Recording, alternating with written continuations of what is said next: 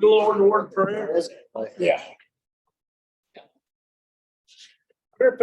Heavenly Father, Lord, praise your holy name, dear God, and we thank you for your Son who gave his life on Calvary's cross for our sins, and we could be reconciled to you.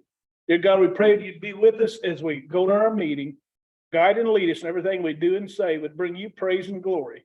These things I pray in Jesus' precious name. Amen. I pledge allegiance to the flag of the United States and to the republic for which it stands, one nation, under God, indivisible, with liberty and justice for all. What's next? Hey, George made it. What's next? Move this to the county coroner's budget. That's All right. Need to get the minutes approved from last meeting. I make that motion. Warren, you gonna second that? Also move. Okay, all in favor? Aye. Aye.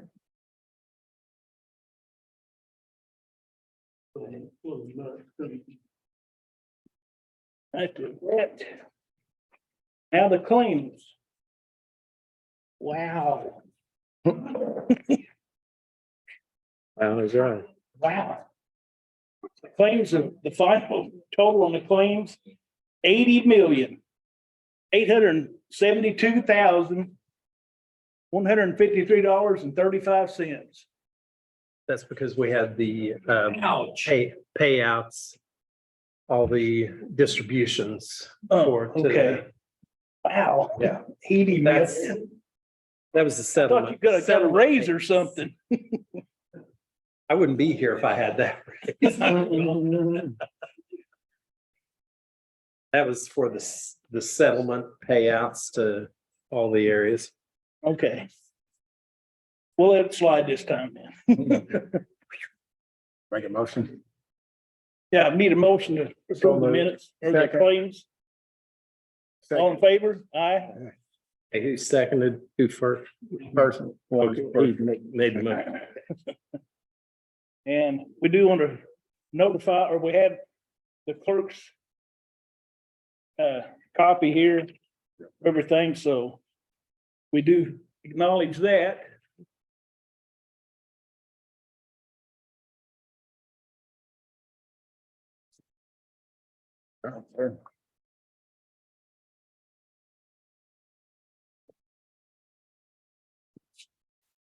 Them to be there. 80 million.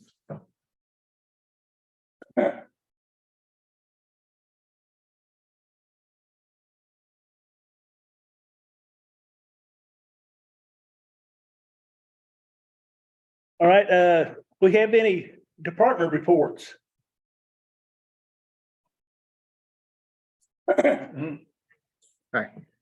As you know, it's budget planning time and, we are just kind of going over stuff and, with the new funding, just kind of curious to see what you guys have thought about opting in to the new funding.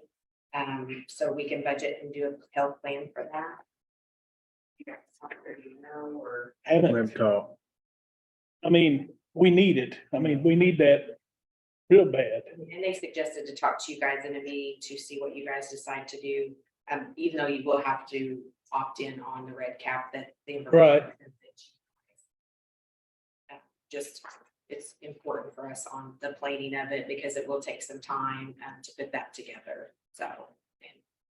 I met with Tyler Warman of Holcomb's Internal Government Relations. And he kind of spelled it all out for me. Fellow commissioners, he basically talked to me and addressed some of my questions and concerns about funding, long-term funding for this. And he said, and you've also supported that this wouldn't require any additional funds for our match. We have to have a local match, but we currently meet that threshold with our current funding. So he told me, he also told me that should we decide in 2 years or 3 years that it doesn't make sense financially for one or another, that we could opt out of it. So that was reassuring to me. Yes, each year. Budgetary standpoint. And really, there's no expense to us. Right. You know, I mean, we'll still get our draw, we'll still get that. This is just, instead of our smaller grants, this is the $53,000 that we're getting right now already with the maintenance and the trust. This is just something that's gonna take the place of those and enhance that. And like I told you guys before, it's something like the community crossings that the highway department Sure. needs to help the infrastructure there. This is gonna help, you know, with public health. Right. There's a lot of things that we can be doing that we're not, and this is money that's gonna help go towards that. So. and Yes. we're- Mr. Warman also expressed that several other counties, well, quite a few counties in Indiana have already, bought into the program and are on board with it. I see it as a very advantageous, especially for some of our population that's underserved when it comes to vaccinations, and some other areas too. But what is your take on it? What do you think is the greatest advantage to opting in? Like, what services do you see ballooning or growing with this additional funding? We're gonna enhance what we already have, of course, and then they have all the key KPIs and core services that I've sent you. I think one of the biggest things is having a lab to be able to do STD, HIV testing, you know, and partnershiping with Deaconess, Tulip Tree, other places in the community, even other health departments, you know, where we can bring things in and do. I've talked to Nick and the health department, we want to do actual immunization clinic out, provide some fun things to be able to try to reach, the kids that can't. We're doing more like the Narcan training. We're gonna try to do more outreach with this money too, and be able to help more in each area, everywhere.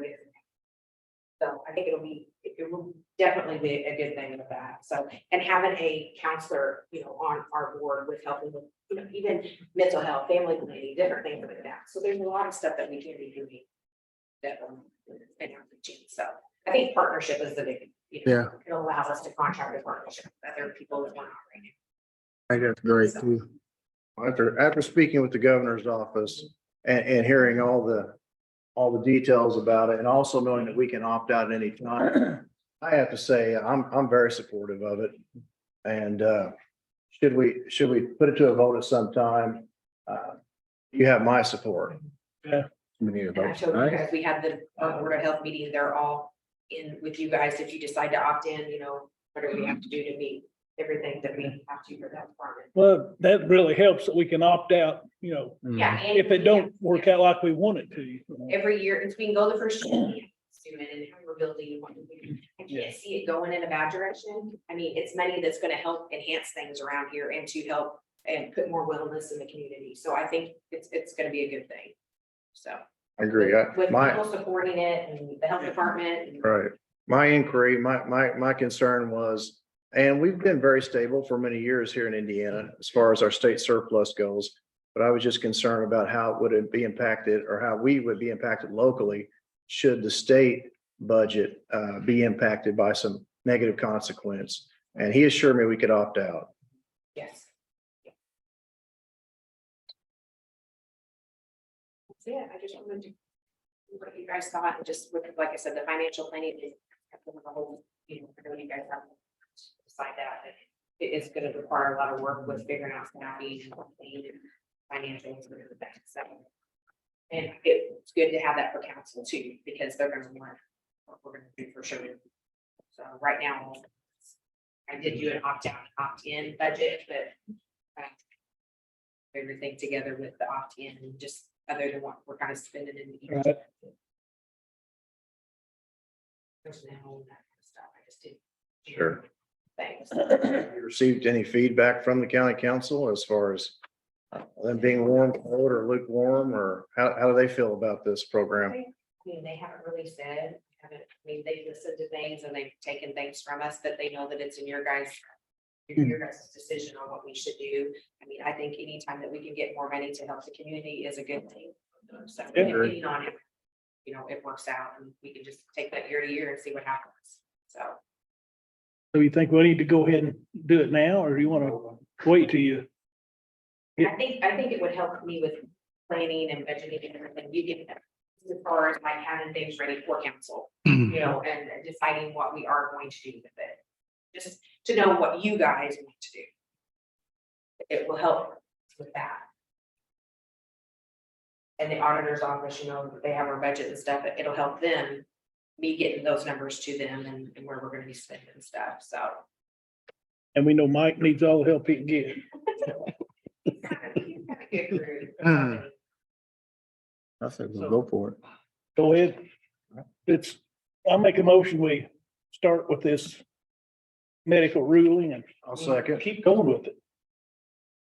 All in favor? Aye. Aye, So starting and opting in for 2024. yeah. Now, that means you gotta go fight for council. Me? They don't like me. All right, thank you, guys. Thank you. Thank you. All right, any other business? I want to share something from the highway department. I was speaking to the superintendent earlier today and he said that they are on pace to chip and seal 4 miles a day right now.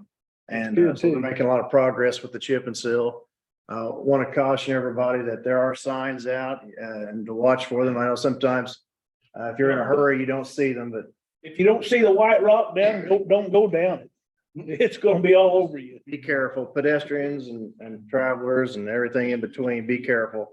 Because we are doing a lot of road work, record road work actually, on improving our roads. And we've got a lot of paving projects going on, a lot of chip and seal and just finished up, they wanted me to point out, just finished up South Main in the Patoka Township area here going into Princeton.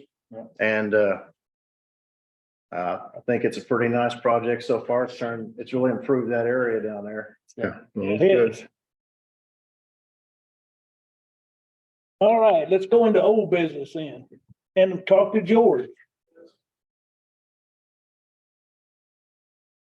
Well, they're still, putting up concrete blocks. Yeah. You can see their scaffold works and they are working on that. We did have a meeting actually today with, Motorola, talking about dispatch equipment. that Uh-huh. the New 911 center, and they'll have, be 4 positions in the new 911 center for dispatch, so we have a major event, like a tornado, those kind of things that happen, we need all hands on deck, we'll have equipment that actually 4 people could work at one time. So more than what we have today. I went by there today and it's impressing me how much they do it per week, how much it's going up. It looks good. We're supposed to have a shipment of steel tomorrow, we'll start putting up some more steel.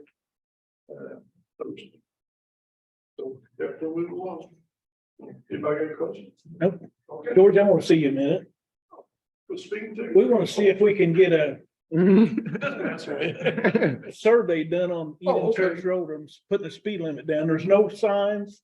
You So know, that means which, there's are you talking about east of 41 or west of 41? west of 41. West. of- Yeah, I'll add that there's no on. signs down through there at all, and Okay. which means 55 Right, and go around that curve right toward the tracks. You can't do that. So we need to, okay, we'll, I thought maybe 30 would be a good speed for that little well, road. we'll have a deputy take a look at it Okay. and go out there and. see what Okay. the neighborhood Appreciate thinks. it. Dave Pond.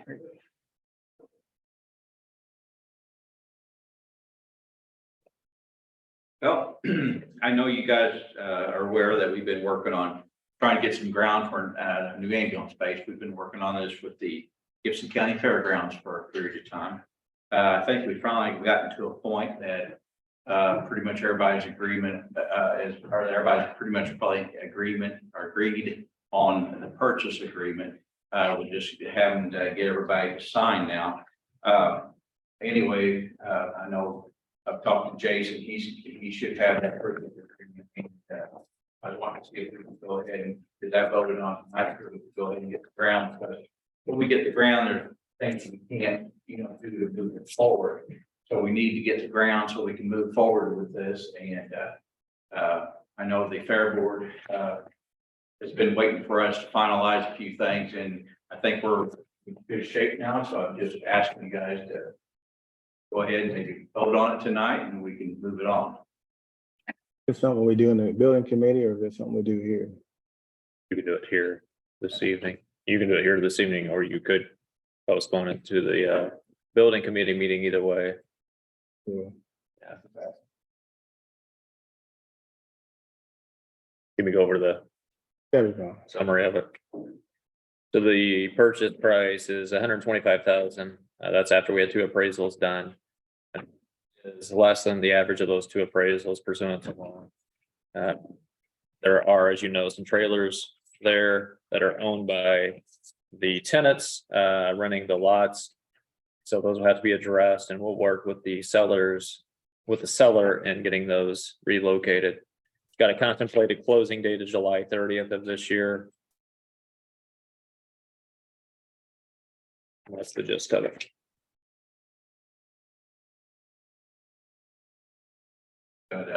Plans being, finished up, and we're just trying to get everything done so we can move on. I'd like to see us, maybe I'm optimistic, but I'd like to see us get it started before, weather starts getting bad.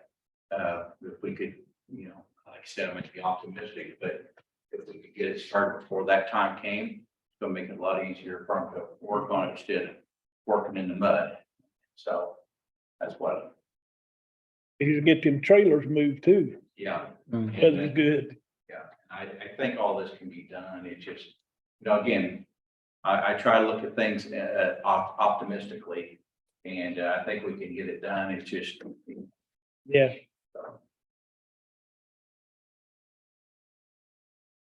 Don't want to go ahead and approve it, or?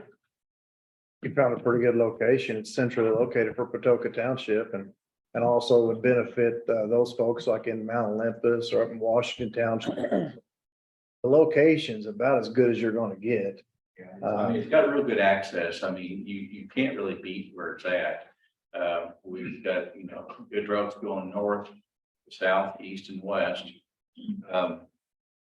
We're about as central located as far as the entire city as we're gonna get.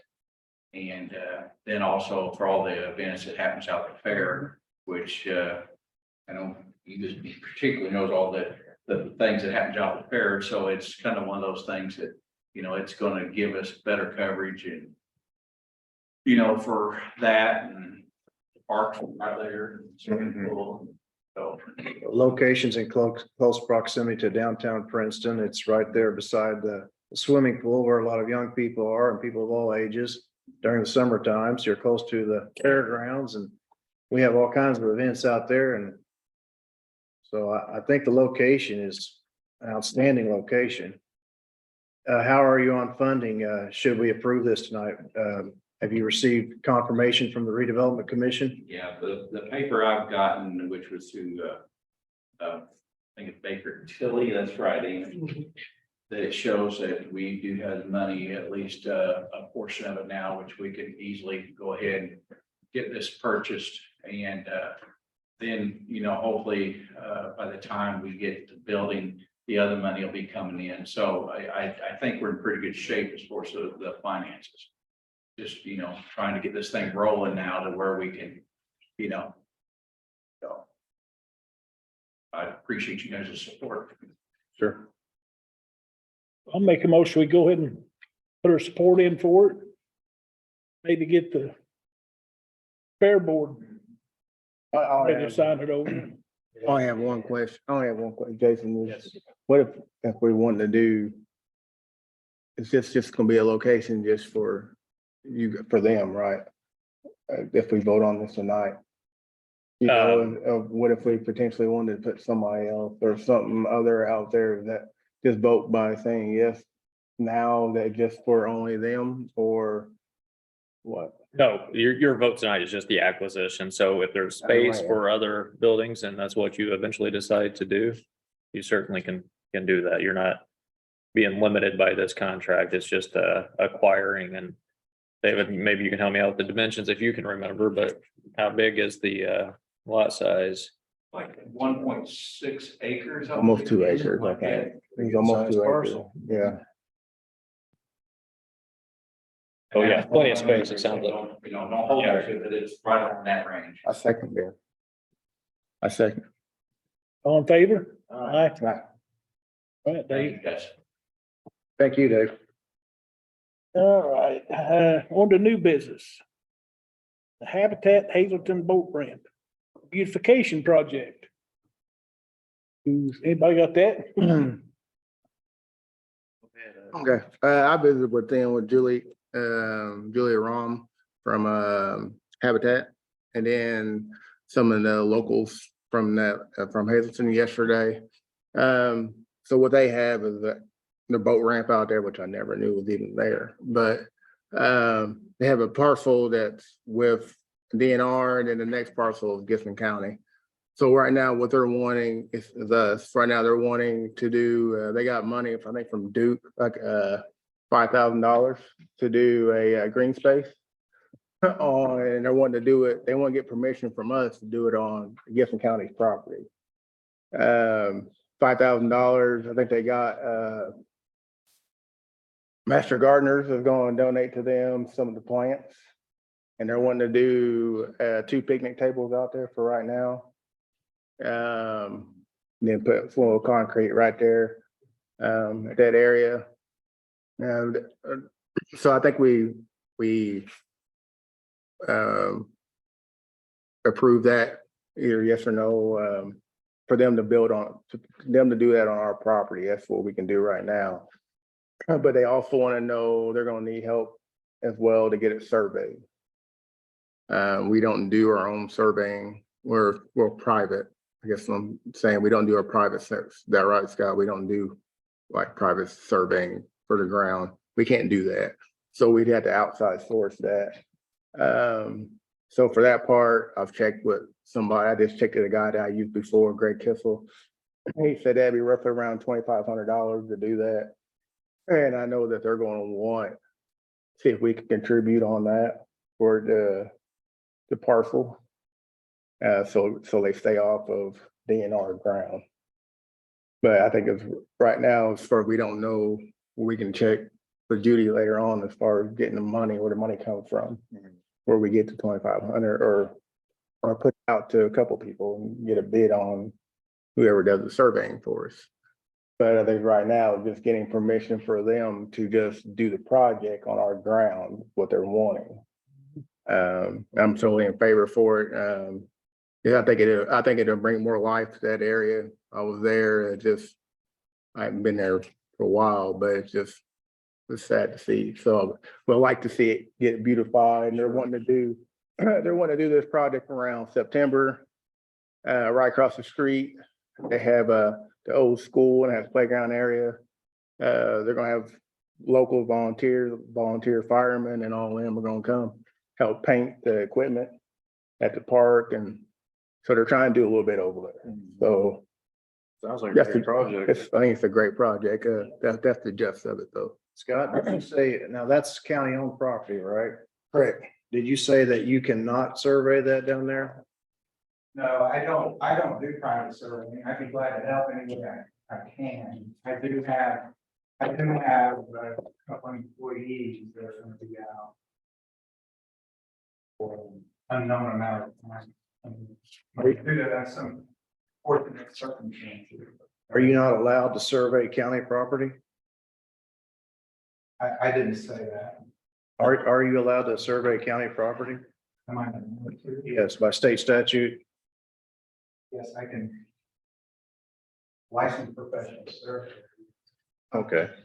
I would recommend that we do it in-house to save a little money if we can. Well, if they Like I can. said, I mean, keep in mind, I don't know when I will be able to get to it. I do have 2 employees that will be out of the office due to unforeseen circumstances. So, but yeah, you can have them get with me. I'll see what I can do to help.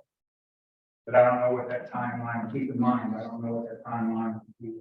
So we can readdress it again later if We can go ahead and give the Couple months, DNR yeah, okay to do it, you know. yeah. Yes. I so moved. A second. All in favor? Aye. All right, Epic Insurance, Brian. Thank you. Commissioner Bernard. Thanks, sir. Sure.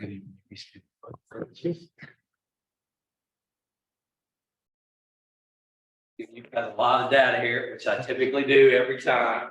There's always a reason for that, right? Because I kind of want to give you guys a flavor for what we're seeing in the municipal arena of insurance and municipal risk.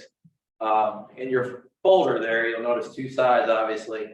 Left side is the actual proposal, but I'm gonna direct you first to the right side.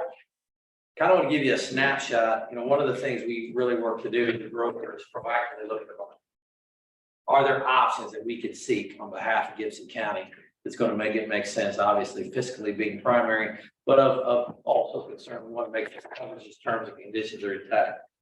This sheet on the right-hand side that's in the front there will simply give to you what it looks like when we go to market and the number of carriers that have declined to propose the insurance for Gibson County in 2023. So municipal insurance and risk continue to be difficult. A lot of carriers that will not look at municipal risk. We work with a lot of them in Epic Brokers.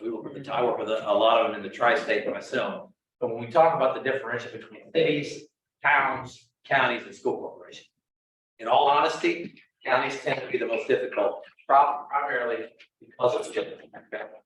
So the first thing I need to do is I need to applaud George Ballard and Sheriff Vano, because one of the things that we have done in the last few months, George proactively called me a few months ago. George, I appreciated that.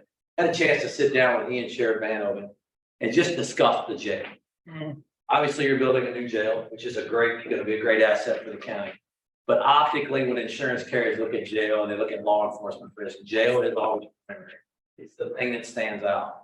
So the fact that you're going to have a new jail in due time will open doors. When you look at this list here, again on the sheet, where you see decline, that does not mean necessarily that Gibson County is a bad risk. It just means optically for the jail, when you build a new jail, the goal would be to take that number of markets and at least create an opportunity where at least half of those are going to come back and go, yeah, we want to look at Gibson County now that they have a new jail. We understand they put policy, procedure, and protocol in place.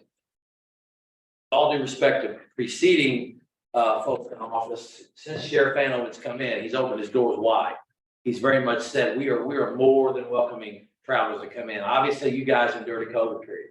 We understood that the insurance carrier could not get into jails, do surveys, and there's a lot of elements that they really want to see put into place with the jail. Obviously, with the new jail, that's going to come naturally, but all those elements will help you in the future. So that again, the goal is to take decline, and make it where we've got options for you to look at. With that said, when you look at your renewal for 2023, we've got the Travelers Insurance Company on the casualty lines, and we've got Chubb on the property. And you are going to notice some rate, and primarily in the casualty liability lines, as well as the auto and also the cyber liability. You guys just took cyber just a couple of years ago. The auto line is a little deceiving because, and I confirmed with George Ballard, that there's been 15 units added. 10 to the Sheriff's Department, I believe there was actually 12 in the last term. So you're actually up 15 units total. And so there's a natural material impact to that that's impacted the auto rate. So now what I'm going to do is direct you right behind that sheet where you've got the marketing summary. You're going to see a sheet that denotes risk control recommendations. So another thing that I want the county to be aware of, where we really want to roll up our sleeves and begin to bring some tools and resources to you, is it's my understanding that you as commissioners have essentially taken on the role of human resources. Would that be accurate? I want to make sure that's correct before I go on. Is that right? And so here's what I know, and we know this from a lot of our clients. You're not alone. A lot of counties do not have a full-time human resource administrator. We see that with a lot of municipal clients. And so the goal would be, because you're taking that on, we get it, right? That's another hat you've got to wear. There's a lot behind human resource administration. With that said, you're going to look at your packet, and on that sheet, you're going to notice a couple of recommendations. Some of them are jail related. Again, we will address that when the new jail comes. Some of those are related to human resource development and human resource training. Okay. I'm not going to camp on that, but I want to go to the next document right behind there. It looks like this: Public Entity Services Portfolio. So one of the things when we talk about that list where we've had the number of declines is we would like to establish with the county as your insurance broker, but also Travelers as a carrier, an assertive timeline with you over the course of the next 90 to 120 days, where we can come in and actually help you develop some of these training modules. Okay. Because the other thing you're gonna see, I mean, here's an example, and you don't have this in your packet. We can help the county develop, and I did. Jason, I think you and I talked about this a little bit offline. So when you talk about employee handbooks, employee manuals, safety manuals, development of certain policies, like this is an example, is a document, anti-workplace harassment policy. Those are the kind of things we see a lot, with all due respect, that counties don't have, because they don't have full-time HR administration. Travelers and Epic, we can help you develop those items with a resource portal. But the key would be, we would probably come in with Travelers, and the real, we don't even know this answer today, is who will we be working with? Meaning that who's gonna really wear the chief hat of HR amongst you three? And or will that be assigned to another party within your office where you say we're gonna delegate that, okay? So we wanna help you do that. Why does that matter? We go to the document on the left-hand side, when we're looking at the actual proposal. You have seen rate increase on the liability lines. You have seen rate increase again on the cyber. This is where I'm gonna try to speed up for you a little bit. If you look at that spreadsheet, let's start with the property. You look at line 6. So line 6, for the county, we've got $42,957,670 of building coverage. Right behind that, you're gonna see a document that looks like this, called a statement of values. That statement of values is a reflection back to you of every building and or every location in the county that is insured by the county, okay? You're gonna notice, it's listed by address, it's listed by value, it's listed by square footage. All of those numbers, if you look on that document, if you go to page 3, you're gonna see a blue color coded line that says blanket building and business personal property. At $42,967,671 will match that number on line 6, okay? That tells you that you've got blanket coverage for all those buildings. So if the county has a catastrophic event, you'd be covered up to that limit.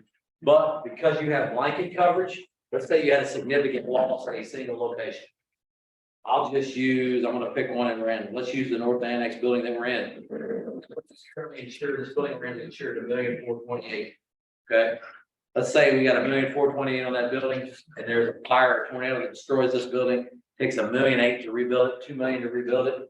We're not stressing that because they're gonna pull from that blanket limit of $42.9 million to offset that. Does that make sense? So that's why we give you the statement of value, so you know exactly how they're insured, total up to that amount, okay?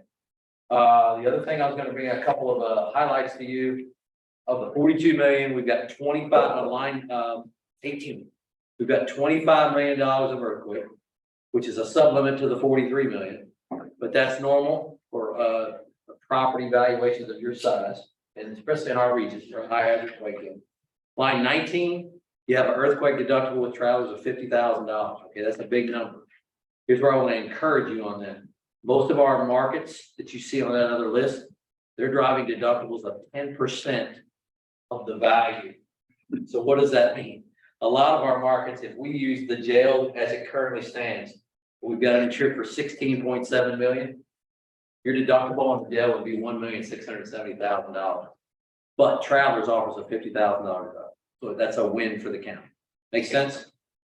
Let's speed up a little bit again on line 38. You see scheduled equipment. So in your packet, left-hand side, as you go back, you're gonna see a Gibson County equipment.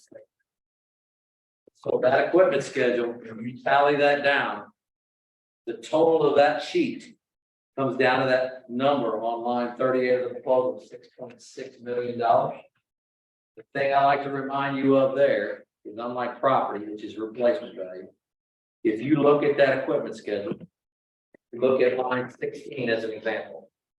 Here we've got that 2007 Great All Grader. We got $264,950 on that listed.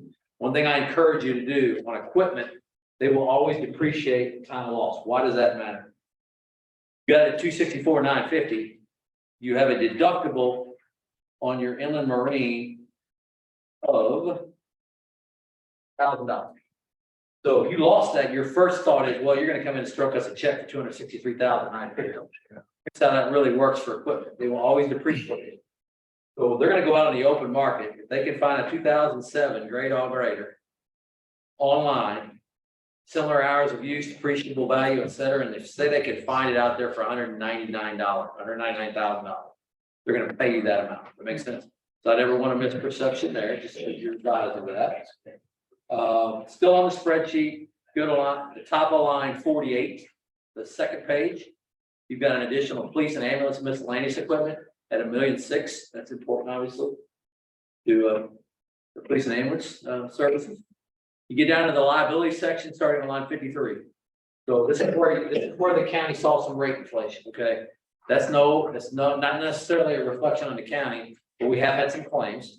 I'm not going to share that information with you, but I have claims, which will show some of the claims we've had over the course of the last couple of years.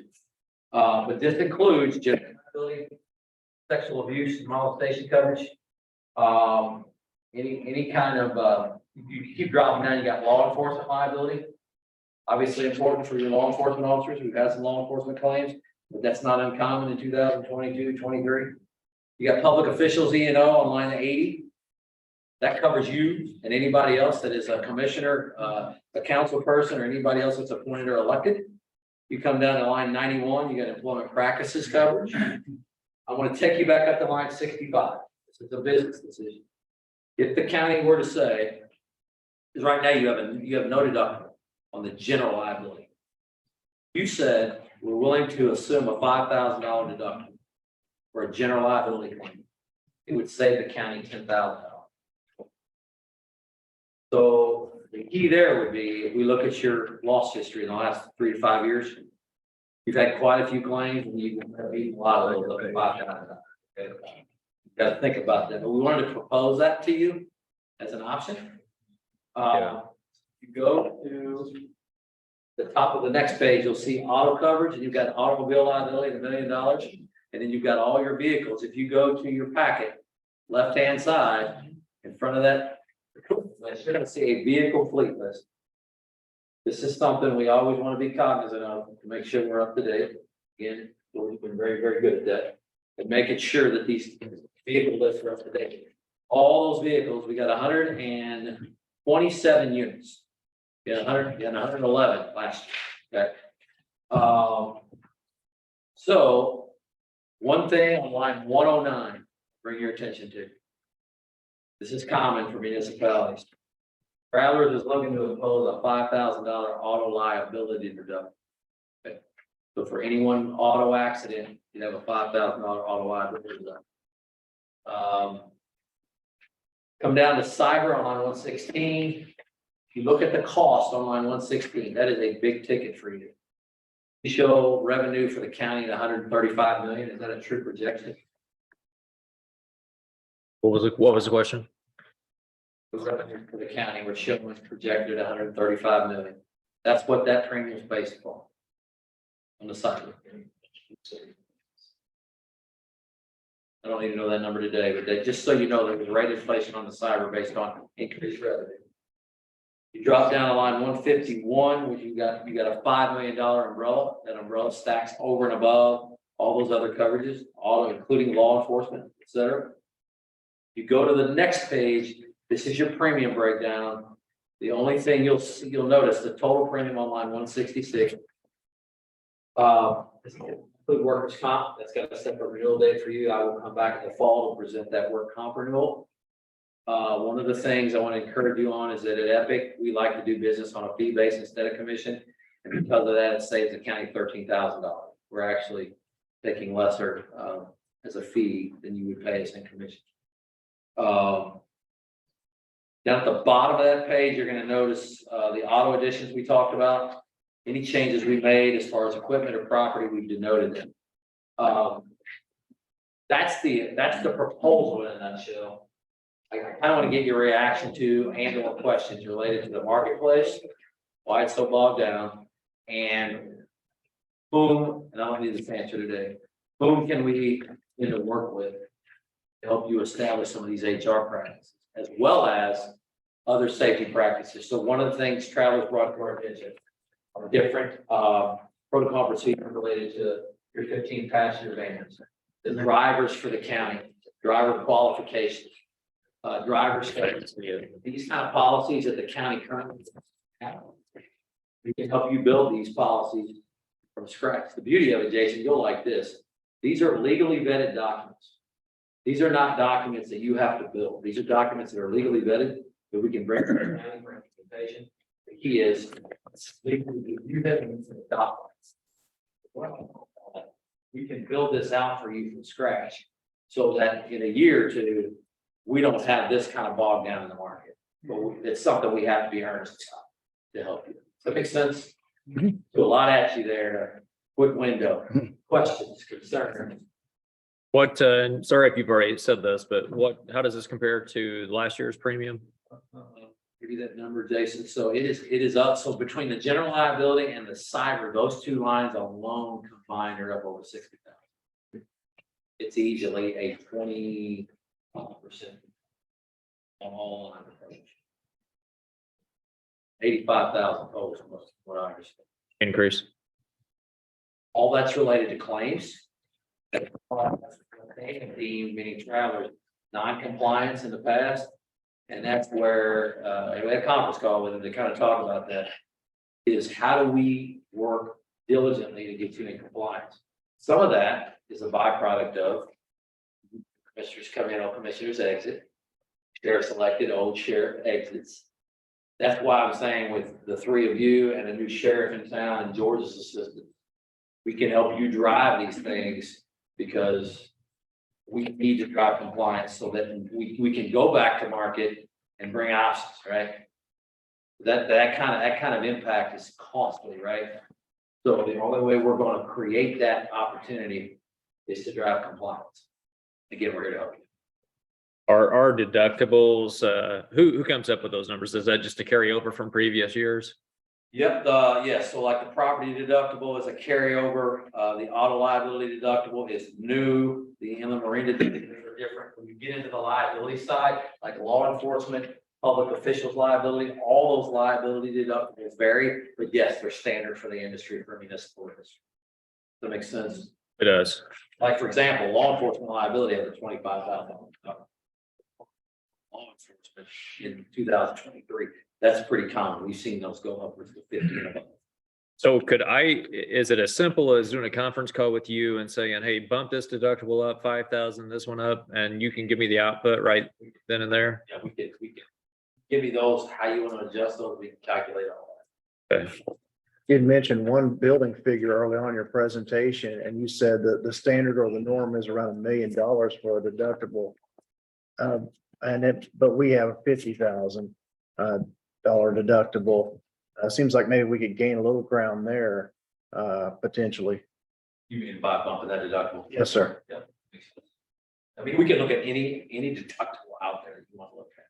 We can always do that. It's always about how much skin in the game does the county want to offset the loss. And I believe, and correct me if I'm wrong on this, but the cybersecurity liability, that's a trend across the country as far as increases go.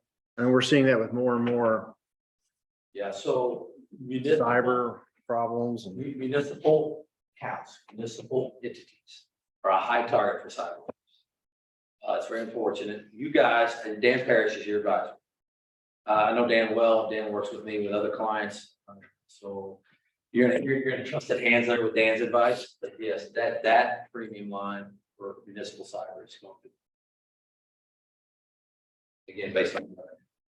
So if you come back and tell me 135 million is incorrect, then yeah.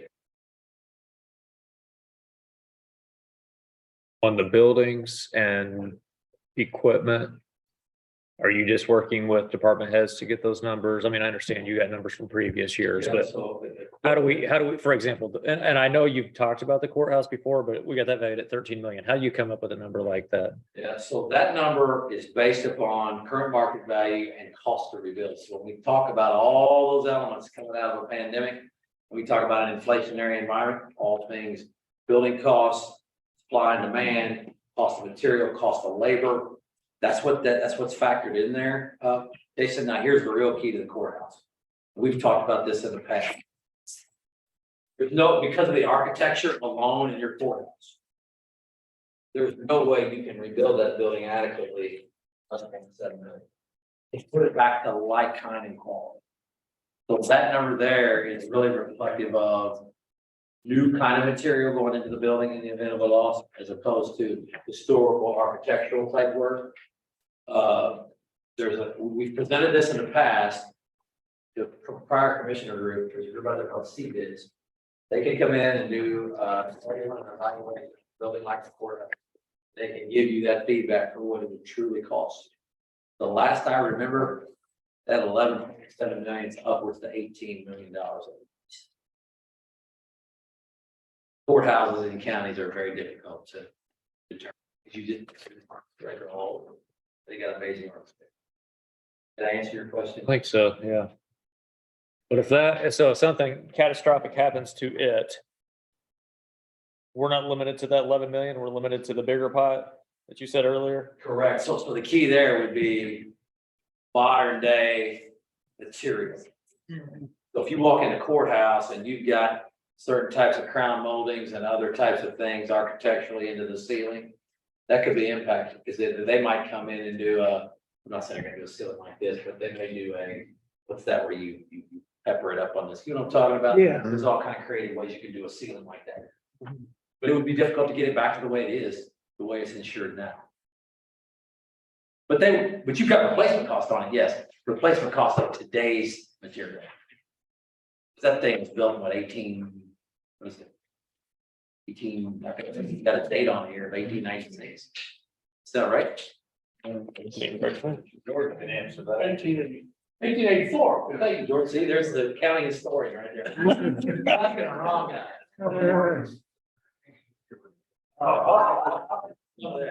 I wasn't gonna go there. That answers it, yes. Yep. And again, who do I need to contact next on rolling a platform out to really help you guys build?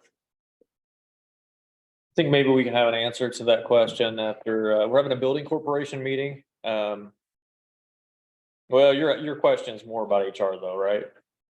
On that it is, yes, it's more about HR. Okay, here, in all honesty, so HR claims are common, whether that's sexual harassment, wrongful discrimination, any kind of workplace harassment, discrimination, it's common. And so I want to be respectful of the fact that as commissioners, you're not HR professionals, right? So how do we help you build platforms, protect you on the backside of the event? Because those claims will continue to come. That's just the reality of the world we live in and the reality of what we see with municipalities. I think to answer your question, let's do this. So Judy, on the first meeting in July, put handbook, county handbook amendment committee. County handbook committee, let's call it that. It's the And formation of a committee. we'll probably need to form a committee that use that.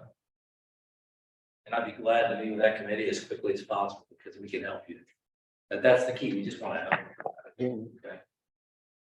Because when you look at this kind of rate, we got to to make your account more palatable. Does that make sense?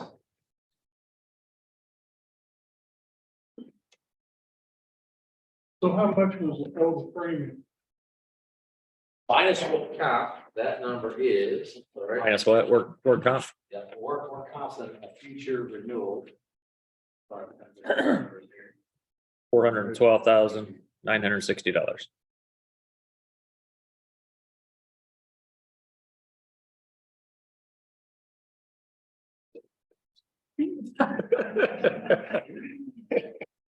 Big enough? So on the hurricane or the earthquake, I mean, where you said it's $50,000 deductible.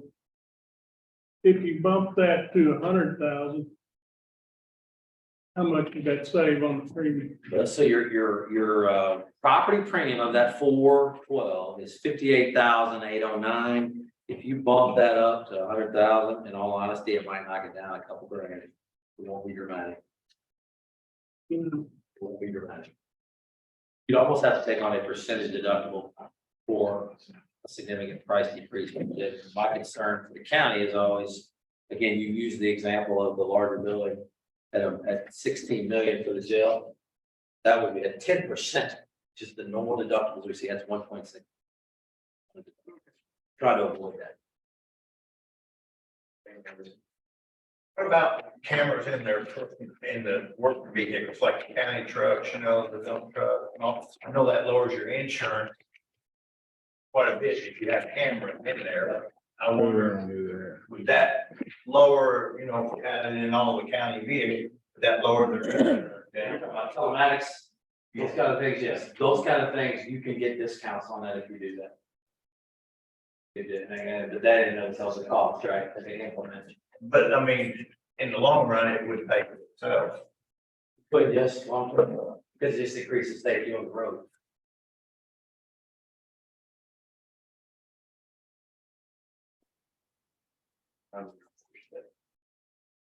Question, sir.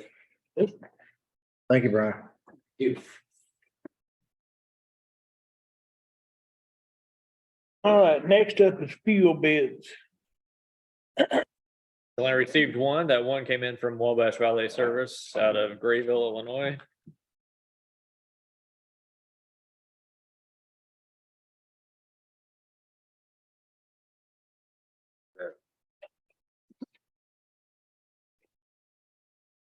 Okay, 87 octane. Total $2.867 per gallon. 89 octane, $3.187 per gallon. Diesel premium plus on road, $3.56 per gallon. Diesel X gold off road, $3.005 per gallon. That is the only bid that we received. I recommend taking this under advisement or approving it pending. Since it was the only one we've got. Yeah. Okay, so moved. Second. All in favor? Aye.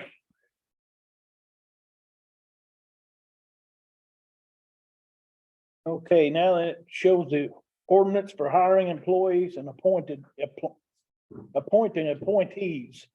Jason. Yes.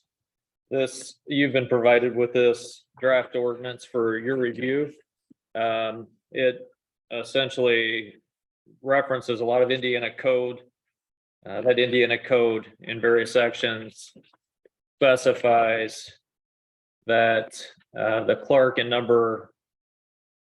it would be number 6.1. The clerk, who she can hire. Number 2 talks about the auditor, treasurer, recorder, and sheriff and their hires. Number 3 talks about the surveyor's office. Number 4 is the coroner's office. 5 is the assessor. And essentially this, then you get into number 7 and 8, and that talks about the judicial branch, so the prosecutor and judges and magistrate. And so this, if you flip over to page 3, the substance of this ordinance is in number 8, and it provides that the county commissioner shall be responsible for hiring all county employees not otherwise delegated elsewhere in this ordinance, Indiana code, or federal law. And then number 9 says, in addition, the commissioner shall make all appointments provided by law. There is an exhibit A, which is the current proposed appointees.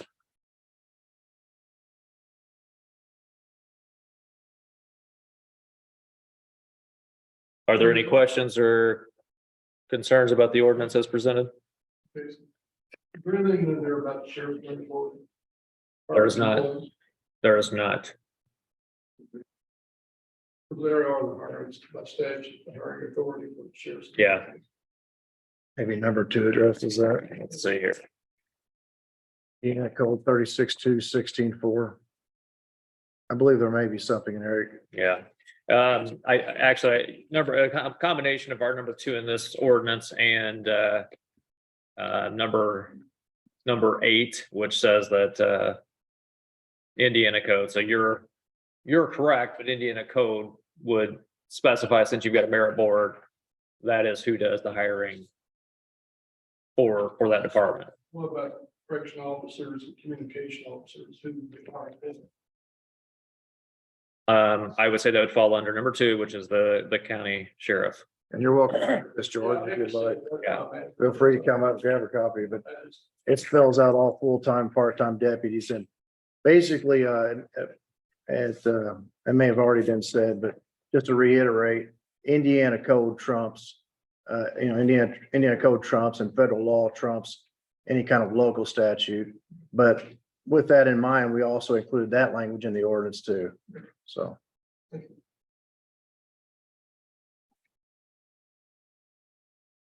I so moved to adopt. I want to make something clear. We went to a meeting here a while back at Huntingburg, had county commissioners, and Nick and I both are there, and I talked to the lady that's over the county commissioners, Stephanie Yoakum, Jaeger. and asked her about these appointees every year. And she told us, normally when you appoint somebody, they're a hired position then. You don't have to appoint them back every year. They're normally a hired position. So some of these says like we have to appoint them every year. You know, as long as Dave Pond will stay there, he can stay there. You know, that's kind of the way she let us to know, think about it. So, I mean, I agree that but before they get a job, on these appointments, they got to talk to us. Sure. But, I agree. but once they're hired, they're hired. They're not appointee anymore. They're hired. We can still fire them, but they don't have to be appointed every year. That's what I agree. she told us.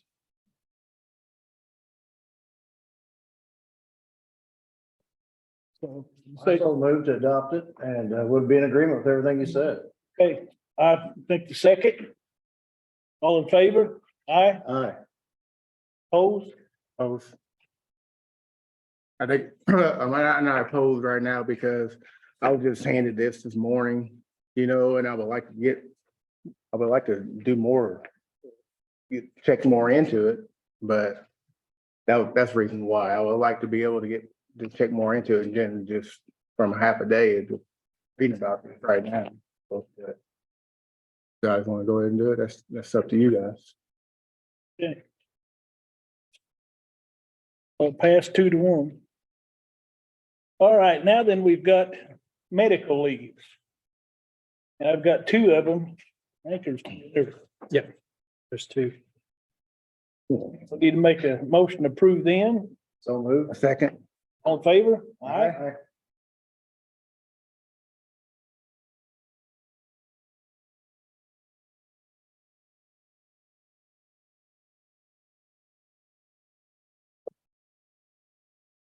And Commissioner Montgomery, I might be able to save a little time, but go ahead and make an announcement about Stephanie's house here in Gibson County. Received a few phone calls about it, and it's a place where women can go and receive help with any kind of addiction or maybe an alcohol problem they might be having. And it's they're going to be they're already open, but they're going to be making some announcements here very soon in our community. But just want to put that out there. And I can give you some more details, Andrea, should you need any, but Stephanie's house is the name of it. So now in Gibson County, we have both a center for men and a separate center for women too, to receive help with, some of the serious issues brought on by substance abuse. And I also know Nick is working with a group that's bringing in a lot of dollars to address helping out young people in the schools. Yes, the opioid. We're working on the opioid money that we got. We're trying to finalize a couple of things to work with the whole Gibson County School corporate. That's going to be great. Yes. Any help we can give these people, Mhm. better off we'll all be. Yeah, I agree. Amen. All right, if there's nothing else, okay, wait a minute, okay. This year, during the fair, the extension homemakers is going to be taking up donations for both recovery houses. So, Good. if that's the word along, we'll take money or personal items if they need. All right. Go ahead, Bob. Yeah, I asked before, I'd like to see microphones in here. I'm very impressed with on the county. I'm interested in what's going on, especially with the taxpayers' money. Sometimes I can't hear it. Sometimes I don't even know when I toot it in my hiney goes vibrate. But, I would like to see. What's in here before.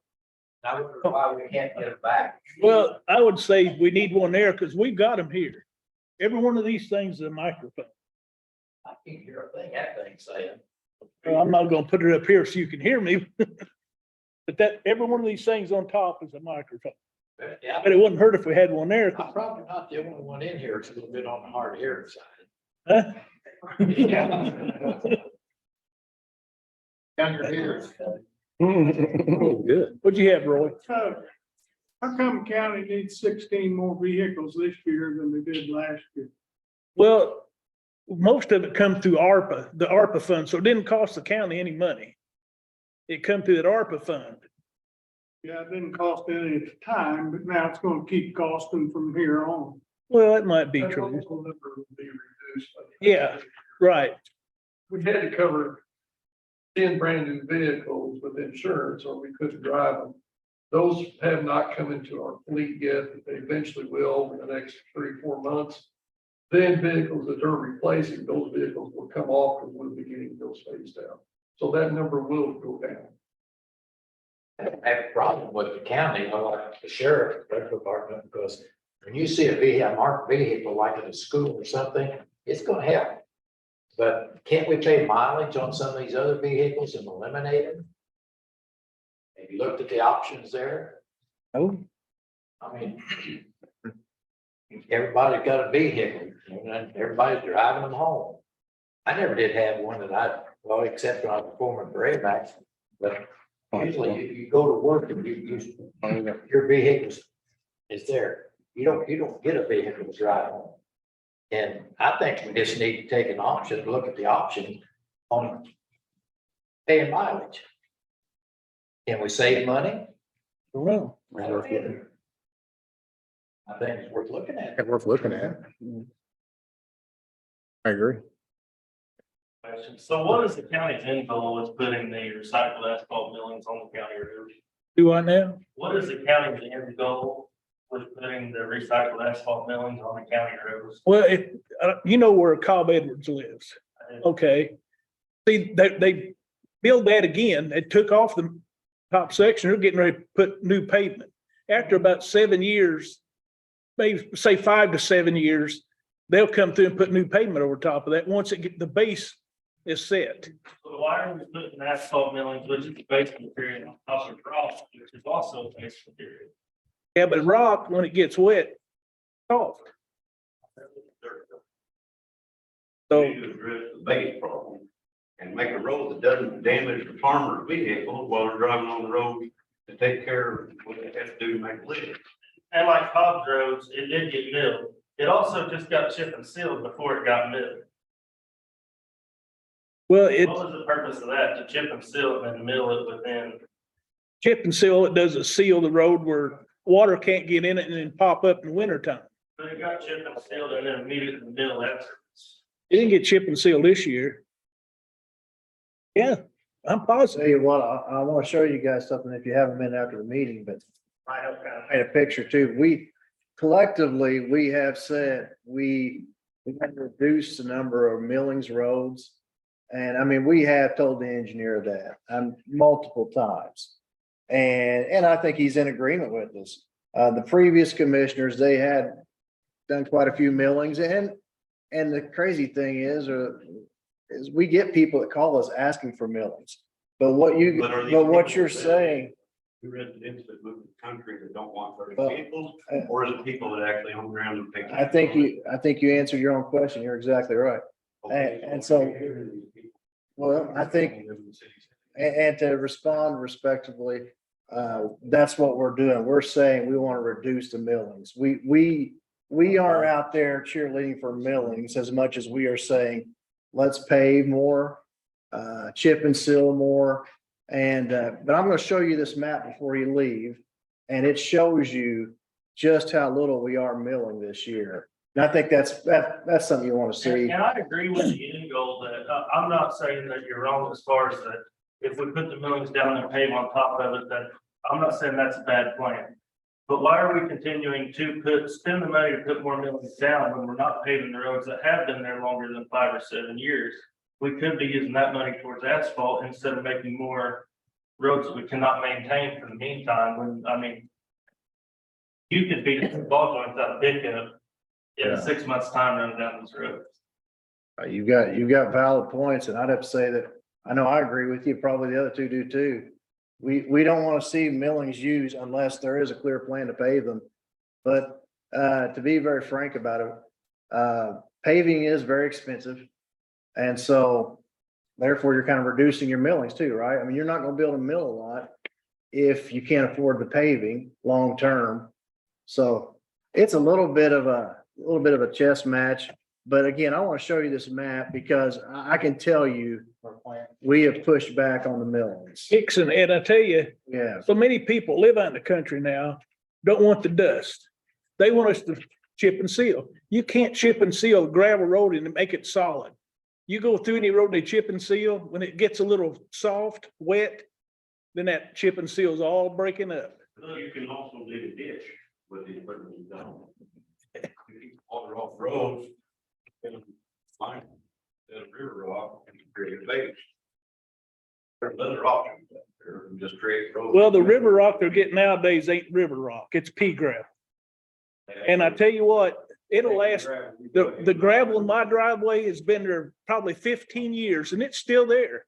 White rock won't be there in 15 years. It'll be turned to dust. Well, that's true. I just wanted to voice my opinion on that. I feel you guys have the same understanding. I just hate to see more and more of these roads. And the other problem we have with the millings is either we create a good base, and I'd be more glad to meet with any of you to see right in front of my house right now. Even to create a base, there's no reason to have them 18 inches deep. Because then when you go 18 inches deep, anyone that's been around any sort of construction understands you come taller, you have to get narrower. So then we come 18 inches deep and we lose a foot to a foot and a half on each side of the road. And now even to pass a car, I mean, I drive a full size 3/4 ton pickup. You run off side of the road and it's already sucked you off into the ditch. Have they got your road done now or? And it's rougher than cotton. Yeah, that's because the millings they get. It's got big chunks in it and that makes a rough spot. Vote for me to, donate my time to run a dozer up and down the road and spread the millings. Got a big roller? Big roller do wonders for it. I mean, would I get in trouble for actually straightening out the road with the dozer and put the millings down nice? They dumped a bunch of millings out to fairgrounds Uh-huh. and just so rough, you couldn't even drive. Well, airplanes bump up and down when you flew.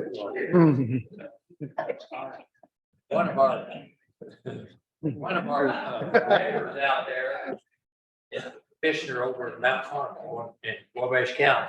He brought his little Bobcat over here with a grinder on the front. Milling machine is what it is. Yeah, I know. And that's just as smooth as silk. Yeah, because whenever they contract these roads to get milled, they want to get it done. Sure. So they're digging up big chunks and then big chunks make a rough spot in the road. Well, we need to inspect them when they're done. Been there, done that. Well, we're paying so much per ton for that.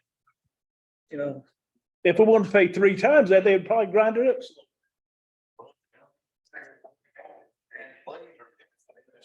All right. Let's make a motion to adjourn this thing. Second. Okay. Or it gets any worse. All of them I have to be on here to sign. Good, Jim.